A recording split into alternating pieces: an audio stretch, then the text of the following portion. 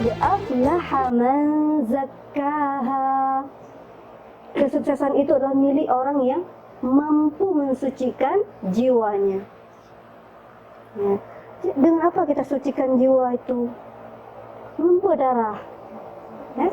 Menyebaje kampu, ya, dengan rinso, dengan pembersih, noda-noda bekas-bekas merah juga kita sudah tahu itu. Tapi jiwa ini dengan apa kita bersihkan? Dengan apa? Zikir. Ya, dengan zikir diantaranya, ya.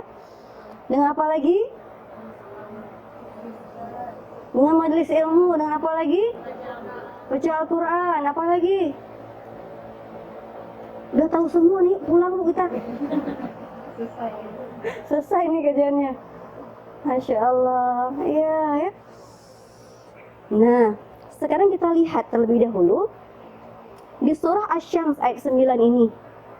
Ketika Allah mengatakan qad aflaha man, ya, qad aflaha man zakkaha. Qad aflaha, benar-benar akan beruntung, benar-benar akan sukses. Man zakkaha, man ini adalah arti dalam bahasa Arab berarti siapa saja. Zakkaha, yang berhasil mensucikan jiwanya. Kata-kata man, ya, kata-kata man. Ulama tafsir menyebutkan ada dua penafsiran untuk kata-kata man ini. Man yang pertama bermakna kesuksesanlah dimiliki oleh orang-orang yang disucikan jiwanya oleh Allah. Berarti hak penyucian jiwa seseorang itu ada di tangan Allah, ada pada kekuasaan Allah. Siapa yang Allah tunjuk dia akan menjadi orang yang baik, dia yang baik. Barang siapa yang kemudian amalan baiknya mendapatkan taufik, keselarasan seperti yang Allah inginkan, maka dia yang akan menjadi orang yang sukses. Ini didukung oleh surah An-Nisa ayat 49. Alam tara ilal ladzina yuzakkuna anfusahum. Tidakkah engkau melihat kepada orang-orang yang menganggap diri mereka suci? Balillahu yuzakki man yasha. Tapi sebenarnya hanya Allah lah yang mampu berkehendak mensucikan siapa yang Allah kehendaki. Di ayat ini, ya, ini menunjukkan atau menguatkan tafsir bagi ulama tafsir yang mengatakan bahwa man yang memiliki hak prerogatif untuk mensucikan seseorang adalah hanya Allah. Ini ayatnya. Nah, kemudian penafsiran yang kedua dari kata-kata man di ayat ini,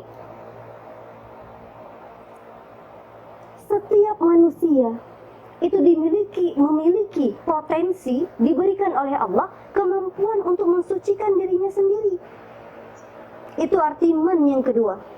Man dalam bahasa Arab bermakna siapa, ya. Tadi tafsir pertama adalah Allah yang berhak mensucikan.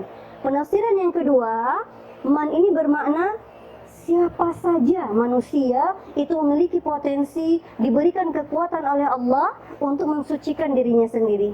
Berarti dia ada peluang untuk mengusahakan kebersihan jiwanya. Bukan hanya tergantung pada siapa yang Allah mau. Bukan hanya itu. Ini penafsiran yang kedua. Mana dalil yang lain untuk menguatkan penafsiran yang kedua ini?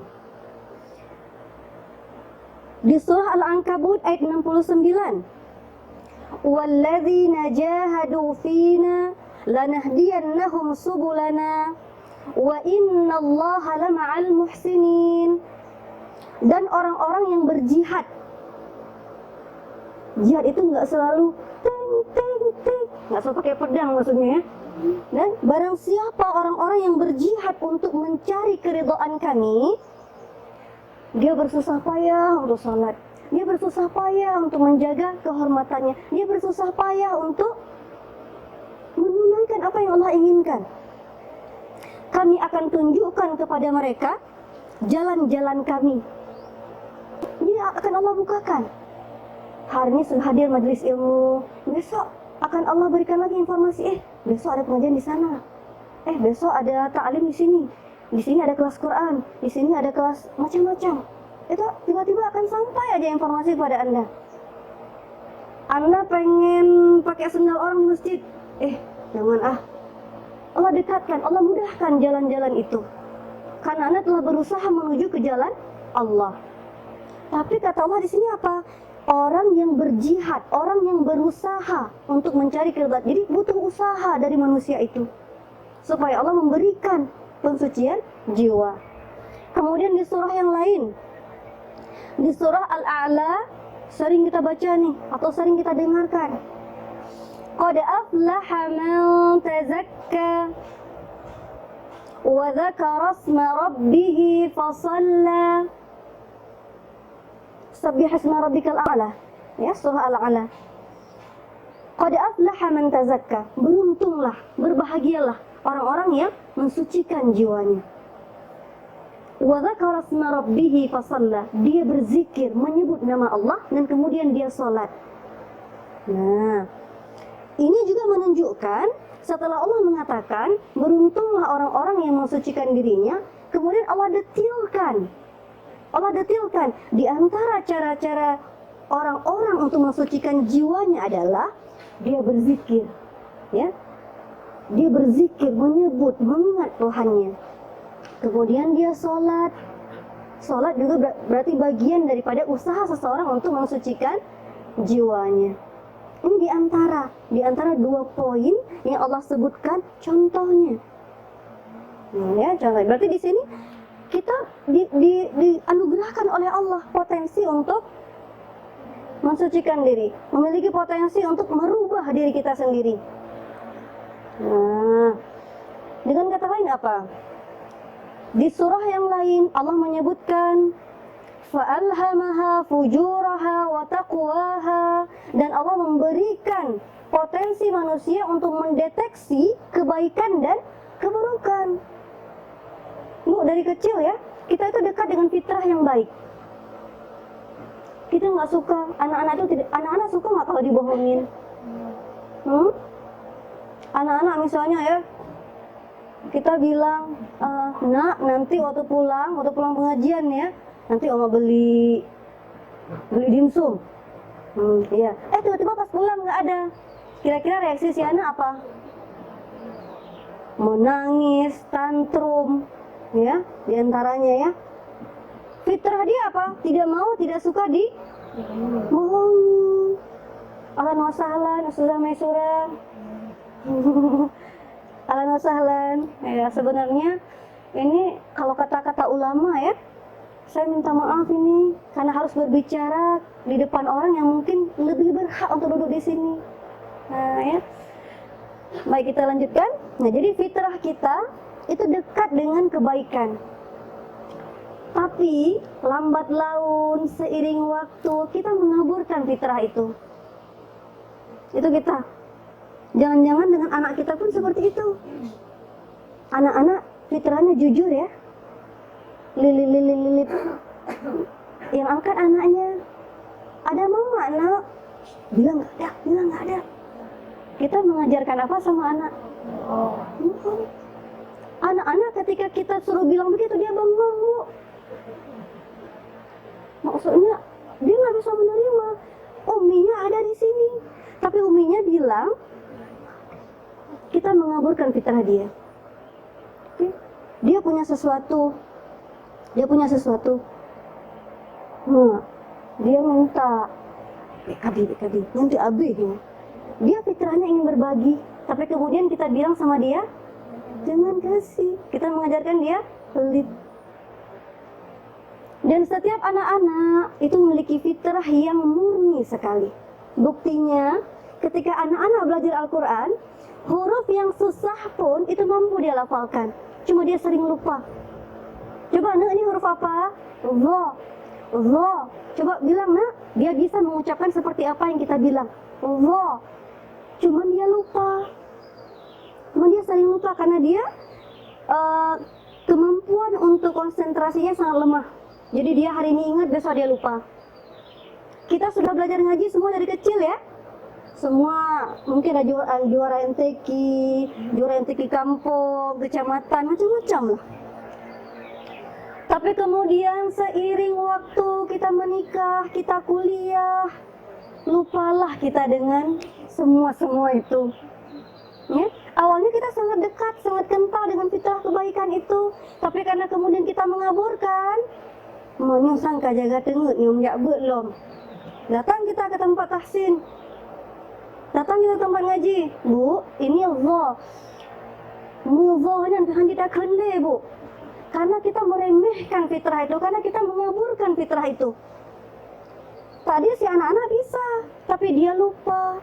Sekarang kalau kita kemudian kembali kepada Allah ketika kita usia seperti ini, ya atau lebih tua lagi atau sebelum, ya ketika kita sudah sangat dewasa, karena kita telah mengaburkan fitrah itu, sudah sulit, tapi Allah janjikan bisa ya. Siapapun yang akan kembali kepada Allah itu Allah terima. Tapi Allah butuh bukti. Allah butuh bukti. Jadi kalau kita segini, kita kembali lagi, ya belajar loh. Udah kemudian ketika disuruh bilang Allah, bukan Bu, Allah. Kemudian sudah bisa, besok lupa. Nah, udah pertama udah kurang konsentrasi, kemudian lupa lagi. Kok tadi anak cuma lupa, Bu. Karena fitrahnya itu dia tuh bisa. Ya, bisa. Nah, maka kita harus introspeksi. Boleh jadi kadang-kadang sesuatu, ya kenapa ya saya tidak bisa, kenapa saya sulit dalam hal itu, karena boleh jadi selama ini kita mengaburkan fitrah itu.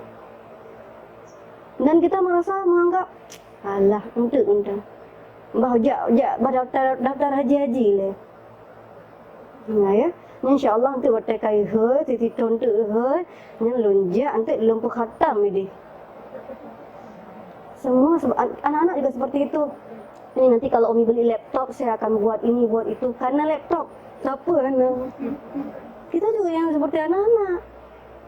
Nah ya, jadi di sini bisa kita simpulkan bahwa kita diberikan potensi oleh Allah untuk menyucikan jiwa. Allah ingin lihat usaha dan bukti kita. Nah, baik. Meskipun ada juga yang berpendapat saat menafsirkan surah Al-A'la ayat 14 ini, qad aflaha man tazakka, beruntunglah orang-orang yang mengeluarkan zakat. Wa dzakara asma rabbih fasalla, kemudian dia bertakbir pada pagi hari raya, ya pada hari Aid, kemudian dia salat berjamaah, itu salat Aid. Ada juga yang berpendapat dalam tafsir seperti itu. Jika ada yang memberikan penafsiran seperti ini, laisal muradu minhu zakatul mal. Bukan yang dimaksud dengan zakat di sini adalah hanya zakat berupa harta. Tapi juga zakat berupa zakat daripada amalan-amalan kita. Kalau misalnya zakat harta itu artinya apa? Kita mengeluarkan zakat harta. Fungsinya apa? Untuk mensucikan harta. Ini juga seperti itu. Zakat amal, zakat amalan-amalan kita. Kita dituntut oleh Allah untuk mensucikan amalan-amalan kita daripada riya, ujub. Ada guyonan ya di antara para salaf ketika mereka hadir di majelis-majelis ilmu. Jadi kalau dulu kan orang-orang itu berlomba untuk menukilkan hadis Rasulullah SAW. Jadi ada di antara para salaf itu mengatakan, kamu sudah menunaikan zakat hadis atau belum? Hah? Hadis ada zakatnya? Ya. Apa zakatnya? Engkau melaksanakan, engkau melakukan apa yang telah engkau dengar dan engkau nukilkan pada orang lain. Itu diantara zakat seseorang ketika dia sudah banyak hadisnya. Dulu kan orang-orang hafal, ibu, ribuan, ratusan hadis itu mereka hafalkan. Nah, jadi ini di sini kita sudah tahu benar bahwa kita punya potensi untuk mereparasi, untuk memperbaiki, untuk mensucikan jiwa kita. Nah, baik.